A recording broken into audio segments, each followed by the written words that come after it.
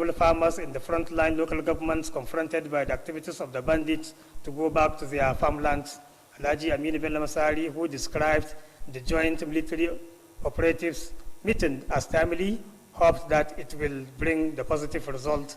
He revealed that the governors of the Northwest Zone will soon meet in Sokoto together with the governor of Maradi State in the Niger Republic to review their resolutions with regard to the issue of security for the past 2 years and see the progress so far recorded. Earlier, the General Commanding Officer of the 8th Division of the Nigerian Army Sokoto, Major General Usman Abdulmumini Yusuf, said they were at Government House to present themselves as multinational team of military personnel of Nigeria and the Niger Republic. Major General Usman Abdulmumini Yusuf explained that the multinational military team had a meeting and discussed on adequate measures that will enhance security in the two countries. He said the multinational military team will convene a meeting after Ramadan fast to come up with workable measures that will flush out bandits in the affected state and Niger Republic once and for all. From Government House, Katsina, Sufyan Musa Tidinya reporting. Meanwhile, Governor Aminu Bello Masari has emphasized the need for the Nigerian Immigration Service to fully adapt the use of technological devices to discharge its mandate effectively. Government House correspondent Sufyan Musa reports that the governor stated this when he received the newly deployed controller of the state commander of the Nigerian Immigration Service, Abdulrazak Muazu, on a permanent visit to Government House. The report. Attaching more emphasis on the use of technological devices will ease the difficulties being faced by the officers and men of the Nigerian Immigration Service in the course of discharging their duties. Governor Aminu Bello Masari described the work of the Nigerian Immigration Service is very important to Katsina State in view of its strategic location with a sharing boundary with Niger Republic. The governor appreciated the commitment of the State Command of the Nigerian Immigration Service for achieving remarkable successes within the first quarter of this year, despite some challenges being faced by the command. Alhaji Aminu Bello Masari pointed out that in view of the current security challenges, there is need for the Immigration Service to work hand in hand with sister agencies toward addressing the proliferation of arms and ammunition, as well as importation of illegal drugs into the country. He maintained that with dedication, hard work and perseverance from all and sundry, the current challenges could be addressed.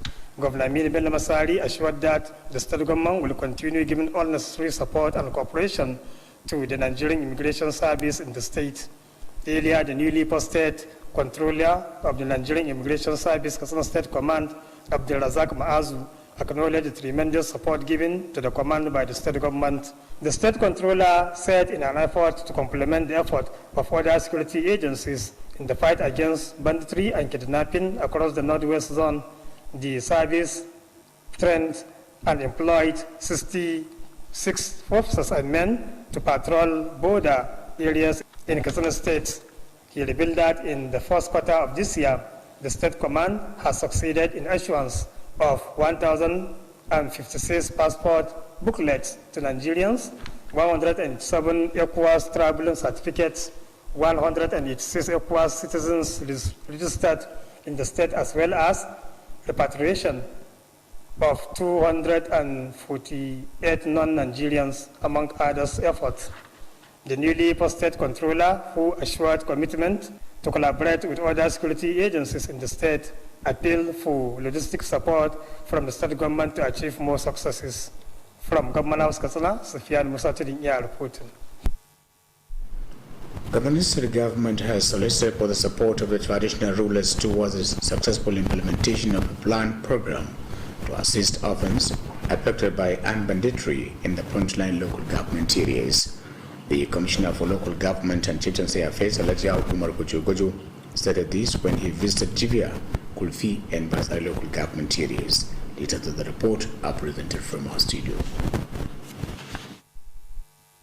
Alhaji Umar Gojo, who is also the chairman of the committee for the program in the 3 local government areas, explained that the state government is determined to support orphans and the widows left behind following the armed banditry in various communities in the 3 local government areas. The commissioner said the visit was meant to sensitize the participants, especially traditional rulers, religious leaders, and members of the youth associations on the planned intervention program. Alhaji Umar Gojo noted that the state government has mapped out certain strategies on how best to find out the number of orphans and widows from the affected local government areas with a view to supporting them. The commissioner maintained that a form will be provided for sample of data of the beneficiaries for the smooth implementation of the program. Alhaji Umar Gojo appealed to the participants to provide accurate data of said to be beneficiaries of the program to achieve the set objectives. The commissioner stressed the need for more pressure of peace and stability in the state and the country as a whole. The heads of local government administration of the areas visited commended the state government for setting up a committee and the plan to support the victims of armed banditry. They assured their support towards the success of the program and called on people to remain prayerful for the sustenance of peace and stability. Similarly, the traditional rulers of the local government visited expressed appreciation to the state government for introducing various programs aimed at improving the living condition of the electorate and assured their continued support to all government policies and programs. That ends the report. The Director General, National Agency for the Prohibition of Trafficking in Persons, Kttv, Iman Suleiman Ibrahim, says human trafficking constitutes a major national security concern. She said new ideas and initiatives were needed to tackle the menace. She stated this in Abuja at the graduation of 40 officers of the agency who participated in the Law Enforcement and Intelligence Course 1 of the year 2021 of the Defense Intelligence College, Karu.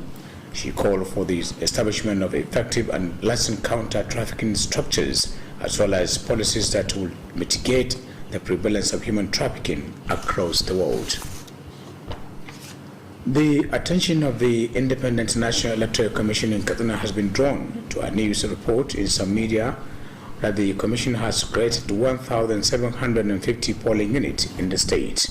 This is contained in a press release signed by the Head of Voter Education and Publicity of the Commission, Mohammed Abani Takai. According to the press release, the report of the creation of the polling unit credited to Jibril Ibrahim Zariwa, the State Resident Electoral Commissioner, is not correct. The statement was said to have been made during a technical workshop organized for the electoral officers and their assistants, preparatory to the creation of polling units under the program of expanding voter access to polling units. The press release maintained that the ANEC Resident Commissioner categorically stated that voter access to polling units is fundamental to elections and democracy, hence the challenges confronting the Commission with regard to polling units. It added that the problem of inadequate number of polling units available was due to the demographic shift and growth of new settlement and expansion of towns and villages. The release explained that among the measures put in place to address the congestion of polling units is the creation of voting points in Nigeria, where 1,750 were for Kaduna State, making the voting centers to 6,652 in the state. We have more news after the commercial break. Don't go away.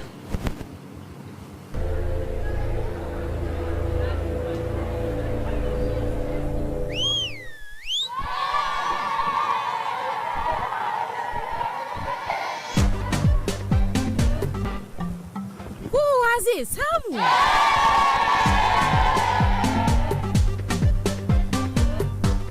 Da dunkule da garin Mr. Chef's ne. Kowace miya abar marmari ce.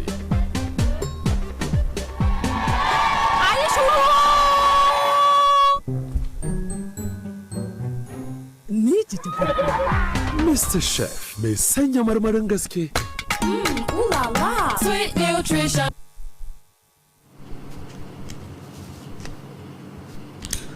Welcome back. Batagara Local Government Branch of the Nigeria Union of Local Government Employees NALGI has distributed essential commodities to its members as Ramadan gifts.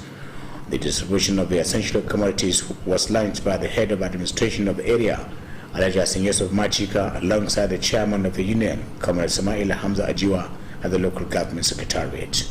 Details of the report are to be presented from our studio. Speaking at the occasion, the head of administration of the area, Alhaji Hassan Yusuf Machika, acknowledged the effort of the union for identifying those issues affecting its members. Alhaji Hassan Yusuf appreciated the concern of the Nalge officials for the gesture and called for the sustenance of such effort. He said the gesture was in line with the Masar-led administration commitment to enhance the well-being of workers. The Nalge chairman in Bataga local government, Comrade Samaila Hamza Ajiwa, says the gesture was meant to assist the members to perform Ramadan fast with relative ease. Comrade Samaila Hamza urged the members to reciprocate the gesture by remaining dedicated and hardworking in their assigned duties. Earlier, the Director of Education and Social Services, Alhaji Usman Halaru, thanked the Nalge official for the gesture and called on the members to remain appreciative and supportive. The Malaman Katsina district head of Bataga, represented by the village head of Dandagoro, Alhaji Muttaka Magaji, and the Bardan Katsina, represented by the village head of Gino, Alhaji Bello Sani Gino, expressed delight to the union for assisting its members. They call on the union not to relent in protecting the interests of their members, pointing out that such gesture will no doubt enhance the productivity of workers. Highlight of the occasion includes the presentation of the commodities to the workers. That completes the report. The chairman of Economic and Financial Crimes Commission, EFCC, Abdurrashid Bawa, says the EFCC alone cannot fight corruption. Bawa said this in Abuja, the commission's headquarters, while receiving members of a civil society organization, Civil Society Coalition for Transparency and Good Governance. According to him, there is the need for all Nigerians to embrace the fight against corruption in any form. He said EFCC belongs to all Nigerians. The Nigerian National Petroleum Corporation, NNPC, says there will be no increase in the ex-depot price of petrol in May this year. NNPC Group Managing Director Amele Kolukari stated this on the company's social media post during a meeting held with the National Association of Road Transport Owners, NATO, Petroleum Tankers Drivers, PTD. The two associations had an impasse on petroleum logistics issues, with petroleum tanker drivers earlier threatening strike action. However, Kerry said at the meeting, after his intervention, that the PTD announced the suspension of its planned strike until closure of the discussion between both parties. The GMD announced that there will be no increase in the ex-depot price of petroleum motor spirit in the months of May 2021. Although some of the operators said they were awaiting the arrival of products, the fear of fuel scarcity was already building up, with more black marketers in sight. Governor Aminu Bello Masari has condoled the family of lawmaker representing particular local government at the State House of Assembly, Alhaji Ilyas Shagumba, over the death of his father. Government House correspondent Spian Musa reports that the governor paid the condolence visit to Gofar Marusa Locos in Katsina Metropolis alongside the Secretary to the Government of the State, Alhaji Mustafa Mohammed Inwa, some members of the State Executive Council, and other government officials. On arrival, Governor Masari was received by the lawmaker Alhaji Ilyas Shagumba, the State Commissioner of Works, Alhaji Dandagoro, and other sympathizers. Prayers were offered for the report of the soul of the deceased and for the family to have the courage to bear the loss. The lawmaker thanked Governor Masari and his entourage for the condolence visit. Alhaji Ilyas Shagumba died this Monday at Federal Medical Center, Katsina, following an illness. Aged 97, he is survived by one wife, 6 children, and many grandchildren. May his soul rest in peace. Amen. And with that, you conclude News Tonight from my news desk. Thanks for watching and stay tuned.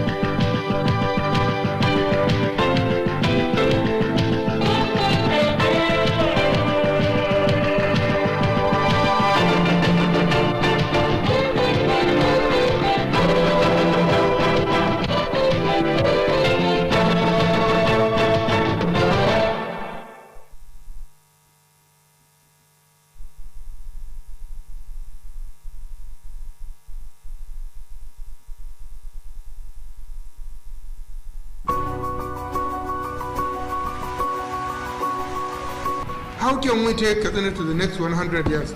Katsina to compete with all other states in the Federation and even globally.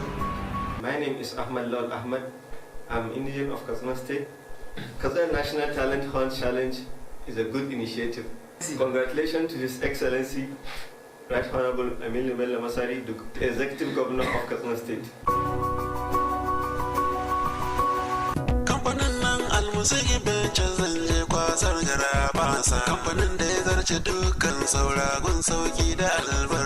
Alamun ci gaba yakan fara ne daga ɗaukan matakan kwarai. Al-Music Ventures, kamfanin sauki da rangwame na Alhaji Musa Ibrahim Captain. Muna muku albishir da cewa mun tanar muku da kayayyakin masarufi iri daban-daban don masu bukatar saye kaɗan ko sari. Waɗanda suka hada da shinkafa irin tamu gida mai suna Jamila. Da ta kamfanin Aldusa muna da fulawa iri daban-daban, sukari na buhunna, gishiri saman bita, indomie, taliya da makaroni namu na gida. Al-Music Ventures na sayar da nau'in dunkulen magi kala-kala, madara da sauran kayan shayi, complex, biskit na kwali, lemunan sha na roba da na kwali, sabulan wanki da na wanka masu kamshi da kwantar da zuciya. Al-Music Ventures mun tanadar muku da wurin aje ababen hawa wadatacce gami da matakan tsaro na musamman. Al-Music Ventures na godiya ta musamman ga daukacin jama'a da suka zo wurin mu don sayan kaya da masu saida musu. Allah ya bar zumunci, amin. Kada ku manta, Al-Music Ventures muna nan a sabon wurin mu na aje kayayyaki wato waya house. Idan kun shawo bayan gidan man dan tukura, tsohuwar yan katako akan hanyar ku ta zuwa Kobran Dorowa. Al-Music Ventures muna maraba da kowa da kowa. Sai kun zo.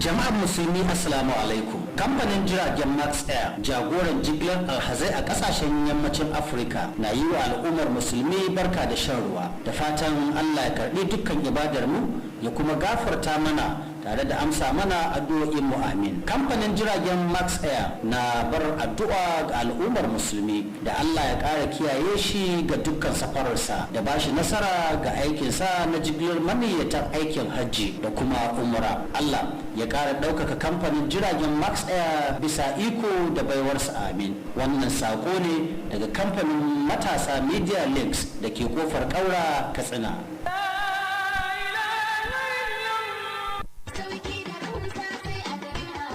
House Katsina, cibiyar kasuwanci mai tafiya daidai da zamani. An kawo atamfofi manya da ƙanana, ga lesussuka da material, akwai kuma shadda trouser, ga bangaren jukkuna da takalma na mata da na maza, akwatunan turoli, kayan yara yan kanti, takalman mata manya da ƙanana, akwai kuma dogayen riguna na mata yan kwalisa, akwai shagon waya salula da kayanta, nau'in wayoyin android da masu malatsai na zamani, ga kuma bangaren kayan dinki, sayan ɗaya ko sari, nau'in zanurruka da zub akwai kuma zaren ulu da mata masu aikin saka. Mu leƙa bangaren kayan kicin, za ku ga kuloli da plate da duk wani nau'in kayan kicin ana saidawa. Akwai bangaren awarwaro yan kunna da sarka, ga kuma bangaren kayan kamshi nau'i kala-kala. Greenhouse Katsina sun kuma kawo kayan electronics, za ku samu manya da ƙananan fridge, ga kuma TV plasma, generators da fankoki masu ɗaukar caji. Greenhouse Katsina suna nan a titin IBB daura da tsohuwar information daga tsallaken yamma a nan birnin Katsina.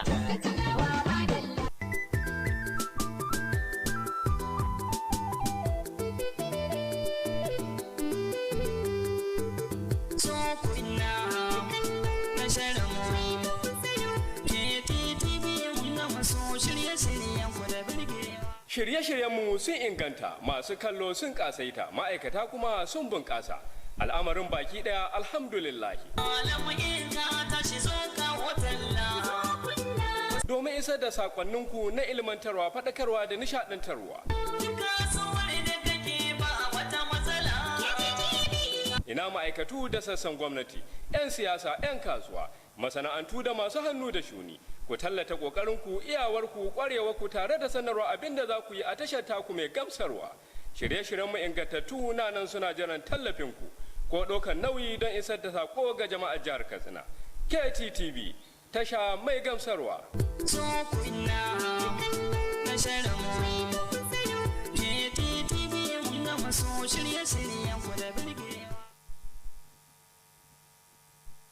So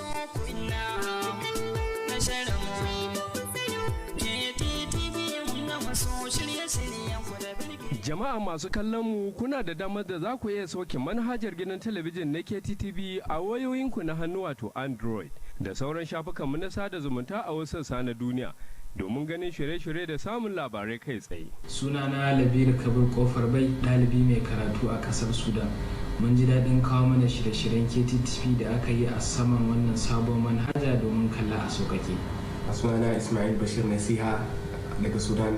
Muna jin daɗin shirin Kttv daga nan Sudan.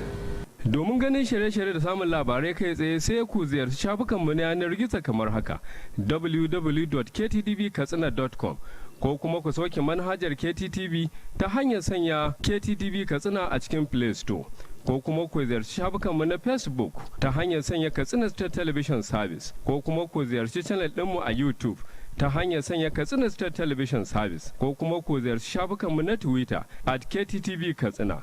Ku kasance da gidan talabijin na Kttv domin ganin shirye-shiryenmu masu ilmantarwa, faɗakarwa da kuma nishaɗantarwa. Kttv, tasha mai gamsarwa.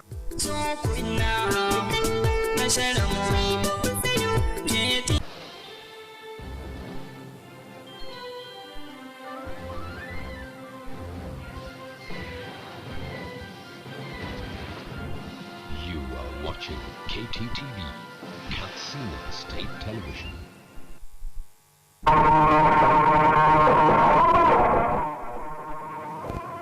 A labaran namu na daren yau, gwamna Aminu Bello Masari ya kira ga jami'an soji da su ƙara ƙaimi wajen magance matsalar tsaro. Gwamnatin jihar Katsina za ta taimaka wa marayu da waɗanda harin 'yan bindiga ya shafa. Hukumar zaɓe za ta rage cunkoso a rumfunan zaɓe a jihar Katsina.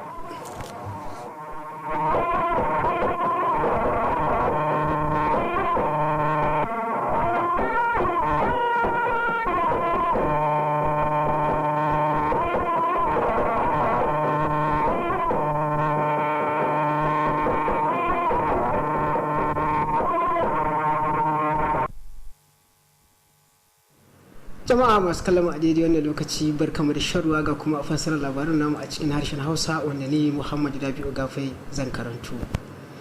Gwamna Aminu Bello Masari ya buƙaci jami'an soji da su ƙara ƙaimi wajen magance matsalar tsaro kafin zuwan ruwan damuna. Gwamnan ya bayyana haka ne a lokacin da ya karbi gamayyar jami'an sojin ƙasar nan da na jamhuriyar Nijar a ƙarƙashin jagorancin jami'in shiyar na shiya ta 8 da ke Sokoto Major General Usman Abdulmumini a wata ziyara da suka kawo masa. Wakilinmu Sufiyanu Musa na ɗauke da cigaban rahoton. Gwamna Aminu Bello Masari ya bayyana cewa wannan kira ya zama wajibi kasancewar magance aikace-aikacen ya ta'addan a lokacin damina zai zama abu ne mai ɗan sarkakiya, kuma hakan zai ba su dama domin su ƙara yaduwa a cikin dazuzzuka. Gwamnan daga nan sai ya buƙaci sojojin da su kasance sun yi aiki tukuru domin ganin cewa sun magance wannan ya ta'adda kafin zubar ruwan damanar wannan shekara. Gwamnan ya yi fatan cewa wannan haɗin gwiwa na jami'an sojin zai bijiro da kyawawan shirye-shirye domin ganin cewa an magance wa'annan 'yan ta'adda domin manoma da ke a ƙananan hukumomin da ke fuskantar barazanar 'yan ta'adda su samu sukunin gudanar da ayyukan noma na damuna a wannan shekara. Alhaji Aminu Bello Masari wanda ya danganta wannan taro na haɗin gwiwa na sojojin na Najeriya da Nijar a matsayin abu ne da aka yi shi lokacin da ya dace, ya fatan cewa wannan tattaunawa za ta kawo sakamakon da ake bukata wajen magance sha'anin tsaro. Ya kuma bayyana cewa gwamnonin shiyar arewa maso yammacin kasar nan kwanan nan za su je Sokoto domin ganawa da gwamnan jihar Maradi da ke cikin jamhuriyar Nijar domin yin nazari akan kudurorin da aka cimuwa akan batun da ya shafi sha'anin tsaro shekaru 2 da suka gabata game da diba da sauran da aka cimuwa a wannan lokaci. Tun da farko a jawabinsa, General Commanding Officer na rundunar soji ta 8 ta Najeriya da ke Sokoto, Major General Usman Abdulmumin Yusuf ya ce sun zo gidan gwamnatin jihar Katsina ne domin su gabatar da kansu a matsayin wata dunkulallar rundunar soji ta kasa da kasa da ta hada sojojin Najeriya da kuma na jamhuriyar Nijar. Major General Usman Abdulmumin Yusuf ya bayyana cewa wannan runduna ta gudanar da taro domin tattaunawa akan muhimman matakan da za a ɗauka domin ganin cewa an inganta tsaro a cikin ƙasashen guda biyu. Ya bayyana cewa wannan runduna ta ƙasa da ƙasa za ta kuma ƙara gudanar da wani taro bayan watan ramadana domin ƙara bijiro da shirye-shirye da matakan da za a ɗauka domin ganin cewa an kawar da waɗannan 'yan ta'adda a jihohin da abin da ya shafa da kuma jamhuriyar Nijar baki ɗaya. Daga gidan gwamnati Sufyan Musa Tudun iya ɗauke da rahoton. A wani labarin kuma gwamna Aminu Bello Masari ya buƙaci hukumar hana shiga da fice da su yi amfani da fasahohi na zamani a lokacin gudanar da ayyukansu. Wakilinmu na fadar gwamnati Sufyan Musa ya ba mu rahoton cewa gwamnan ya yi wannan kiran ne a lokacin da ya karbi jami'in hukumar mai kula da Katsina Abdulrazak Ma'azu a wata ziyara da suka kawo masa, ga kuma ƙarshen rahoton. Kamar yadda gwamnan ya bayyana, ba da mahimmancin gaske wajen amfani da kayayyakin zamani zai kawo sauki domin rage wahalhalun da jami'an kula da shige da fice ta kasa ke yi a yadda suke gudanar da aikinsu. Gwamna Aminu Bello Masari ya danganta cewa aikin na hukumar ke kula da shige da fice ta kasa na da matuƙar mahimmanci ga jihar Katsina, talakari da cewa jihar Katsina jiha ce da ke makwabtaka da jamhuriyar Nijar. Gwamnan ya yaba bisa ga mutuwar da ofishin jiha na hukumar shige da fice ta kasa ke yi, wanda hakan ya cimma gagarumar nasara a watanni uku na farko na wannan shekara, duk da wasu kalubale da wannan ofishi ya fuskanta. Alhaji Aminu Bello Masari ya yi nuni da cewa talakari da kalubalen tsaro da ke fuskanta a halin yanzu, akwai bukatar hukumar ta shige da fice ta kasa da ta haɗa hannu tare da sauran hukumomin tsaro domin magance kwararowar makamai da kuma shigowa da miyagun kwayoyi cikin ƙasar nan. Ya kara da cewa ta hanyar sadaukar da kai da aiki tukuru gami da jajircewa ga dukkanin 'yan Najeriya, wannan kalubalen tsaro da ke fuskanta za a samu nasarar magance shi. Alhaji Aminu Bello Masari ya ba tabbacin cewa gwamnatin jiha za ta ci gaba da ba da dukkanin goyon baya da gudunmawa da ta dace ga hukumar shige da fice ta ƙasa da ke a nan jihar Katsina. Tun da farko a jawabinsa, kwantarola na hukumar shige da fice ta ƙasa da aka kawo cikin jihar Katsina Abdulrazak Ma'azu ya yaba bisa ga ɗimbin gudunmawa da gwamnatin jihar Katsina ke bayarwa ga hukumar a nan jiha. Kwantarolan na jiha ya bayyana cewa kokarin da wannan hukuma ke yi domin tallafawa kokarin sauran hukumomin tsaro don yaƙi da ta'addanci a shiyar arewa maso yammacin ƙasar nan, kisa hukumar ta ba da horo gami da turo jami'ai guda 65 da ke yin patrol a iyakar jihar Katsina da jamhuriyar Nijar. Ya bayyana cewa a cikin watanni uku na farko na wannan shekara hukumar ta cimma nasarori daban-daban da suka hada da ba da fasfo ga 'yan Najeriya guda 1,056 da kuma takardar zirga-zirga a kasashen ECOWAS guda 187 da kuma wasu guda 186 na rijista ga 'yan kasashen na ECOWAS a cikin jiha, gami da kuma mai da wasu da ba 'yan Najeriya zuwa kasashensu guda 248 da dai sauran karin da hukumar ta yi. Sabon kwantarolan na hukumar, wanda ya ba da tabbacin ba da cikakken goyon baya da muhimmatuwa tsakaninsa da sauran hukumomi na tsaro a cikin jiha domin cimma nasarar da ake bukata, ya roko ga gwamnati da ta tallafa wannan hukumar da abin hawa da dai sauransu domin samun kare nasarori. Daga gidan gwamnati Sufyan Musa Tudun iya dauke da rahoton. Gwamnatin jihar Katsina ta yi roƙon goyon baya ga masu riƙe da masarautun gargajiya domin samun nasarar shirin nan na taimakawa marayu da waɗanda harin 'yan bindiga ya shafa a wasu ƙananan hukumomin jihar nan. Kwamishinan ƙananan hukumomi da masarautu Alhaji Yawo Umar Gwajo ne ya bayyana haka a lokacin da ya ziyarci ƙananan hukumomin Jibiya, Kurfi da Batsari. Ga kuma ci gaban rahoton. Shugaban wannan kwamiti da zai gudanar da wannan shirya ƙananan hukumomin guda uku da ya ziyarta ya bayyana cewa gwamnati ta damu wajen tallafa ma bayan da kuma wanda aka mutu aka bari sakamakon wannan aiki na 'yan ta'adda a ƙananan hukumomin guda uku. kwamishinan ya bayyana cewa wannan ziyara na da manufar faɗakar da masu wadakin akan hanyar da za a bi domin samun nasara a wannan shi musamman iyayen ƙasa da malaman addinin islama da kuma ƙungiyoyin matasa da dai sauransu. Alhaji Umar Gwajo-Gwajo bayyana cewa gwamnatin jihar Kano ta ɗauki dukkanin matakan da ya dace domin tabbatar da an san adadin yawan marayu da kuma mata wanda aka mutu aka bari sakamakon wannan aiki na 'yan bindiga a ƙananan hukumar guda 3 da manufar tallafa masu. Kwamishinan sai ya ƙara da cewa za a samar da wani fam mai ɗauke da bayanai wanda za a rubuta bayanai ɗaukacin waɗanda za su amfana da wannan shiri a ƙananan hukumar guda 3 domin samun nasarar wannan shiri. Alhaji Umar Gwajo-Gwajo sai ya kuma halatta wannan taron da su ba da dukkanin bayanan da ake bukata na gaskiya domin samun nasara na wannan shiri domin kwalliya ta biya kuɗin sabulu. Kwamishinan ya je da bukatar da ke akwai na ƙarin addu'o'i domin samun ɗorewar zaman lafiya da lumana a nan jihar Katsina da ma ƙasa baki ɗaya.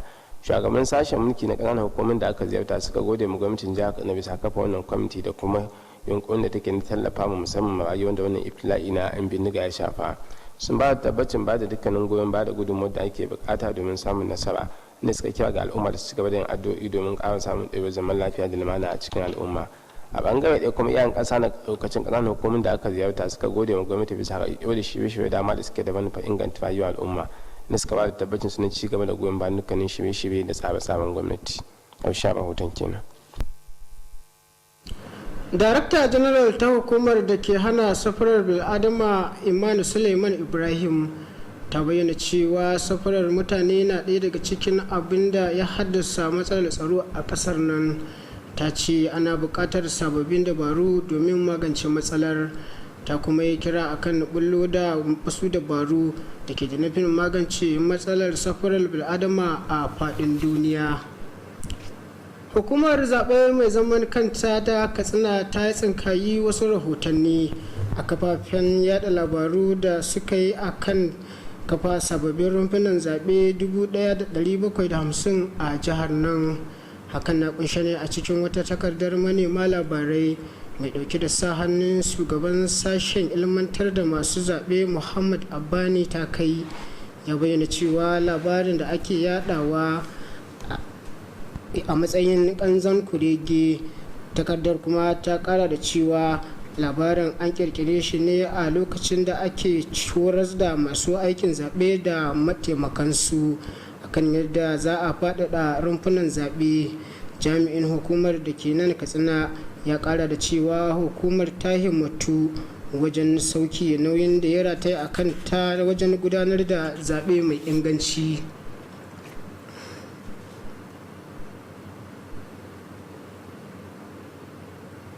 Ƙungiyar ma'aikatan ƙananan hukumomi ta ƙasa reshen ƙaramar hukumar ɓata garawa ta raba kayan abinci ga mambobinta a matsayin tallafin Ramadana.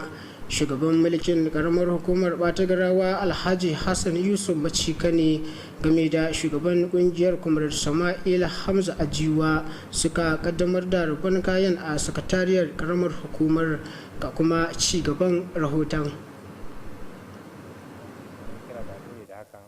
Ya ce wannan karamci daidai yake da tsarin shugabancin gwamna Aminu Bello Masari na inganta walwalar ma'aikata. Shugaban kungiyar ma'aikatan kananan hukumomi na karamar hukumar Batagara Kwamar Sama'ila Hamza Ajiwa ya ce karamci yana da manufar tallafa mambobin domin su gudanar da azumin watan Ramadana a cikin sauki. Kwamar Sama'ila Hamza ya buƙaci mambobin da su gode wa karamcin ta hanyar ci gaba da kasancewa masu sadaukanta da kuma aiki tukuru. Tun da farko daraktan sashen walwala da jin daɗin al'umma Alhaji Usman Halliru ya gode wa kungiyar ta ma'aikatan kananan hukumomi dangane da karancin sa ne kira da dore da hakan. Mallamawan Katsina hakimin Bata Garawa wanda dagacin dan dagoro Alhaji Muttaka Magaji ya wakilta da kuma Bardan Katsina wanda Magaji Jino Alhaji Bello Sani ya wakilta sun bayyana jin daɗi ga kungiyar dangane da taimakawa mambobinta. Sun kuma yi kira ga kungiyar da kada ta yi ƙasa a gwiwa wajen kiyaye haƙoƙin mambobinta, inda suka nuna da cewa wannan karamci ko shakka babu zai inganta walwalar ma'aikata da kuma ƙwazon su. Wasu daga cikin al'amuran da aka gudanar sun hada da rarraba kayayyakin ga ma'aikatan. Ƙarshen rahoton kenan. Shugaban hukumar hana yi wa tattalin arzikin ƙasa zagon ƙasa wato EFCC Abdulrashid Bawa ya bayyana hukumar kadai ba za ta iya hana yaƙi da cin hanci ba a ƙasar nan. Bawa ya bayyana haka a lokacin da ya karbi wasu mambobin kungiyoyin fararen hula a wata ziyara da suka kawo masa. ya bayyana cewa akwai buƙatar haɗa ƙarfi da ƙarfi daga dukkanin 'yan najeriya domin magance matsalar. Ya ƙara da cewa hukumar ta dukkanin 'yan najeriya ce game da ƙungiyoyin fararen hula da sauran al'ummar ƙasar nan. Hukumar samar da man fetur ta ƙasa wato nnpc ta ce babu yunkurin ƙarin farashin man fetur a nan gaba. Manajin daraktan hukumar Mele Kolo Kyari ne ya bayyana haka a lokacin wata ganawa da ƙungiyoyin masu motocin sufuri da manyan motoci masu ɗaukar mai. Shugaban ya bayyana cewa ba za a tafi yajin aiki ba har sai an cimma matsaya daga ɓangarorin guda biyu. Ya kuma ƙara da cewa babu batun ƙara farashin na man fetur a wannan shekarar. Gwamna Aminu Bello Masari ya yi ta'aziyya ga ɗan majalisa mai wakiltar ƙaramar hukumar Batagarawa a majalisar dokoki ta jihar Katsina Alhaji Tukur Ilyasu Shagumba a kan rasuwar mahaifinsa. Wakilinmu na fadar gwamnati Sufiyanu Musa ya ba mu rahoton cewa gwamnan ya yi ta'aziyyar ne a gidan mamacin da ke kofar Marusa tare da sakataren gwamnatin jihar Katsina Alhaji Mustapha Muhammad Inuwa da sauran masu ruwa da tsaki. A lokacin da gwamnan ya isa wajen ta'aziyyar ya samu tarba daga dan majalisar wato Tukur Ilyasu Shagumba da kwamishinan ayyuka Alhaji Taso Dahir Dandagoro da sauran al'umma. An gudanar da addu'o'i na musamman akan Allah subhanahu wa ta'ala shi gafarta wa mamacin shi kuma ba iyalansa hakurin jure rashin sa. Da majalisar ya yi godiya ga gwamnan akan ta'aziyyar. Mamacin ya rasu a ranar litinin a asibitin gwamnatin tarayya da ke nan Katsina. Ya rasu yana da shekaru 97 a duniya. Ya bar mata ɗaya da 'ya'ya 6 da jikoki da dama. Da kuma fatan Allah ya ji kansa, Allah kuma shi kyauta namu zuwan. Da kuma wani rahoton ne maka kawo ƙarshen labarin namu na wannan dare. Ni Muhammad Rabi'u Gafai nake cewa mu kwana lafiya.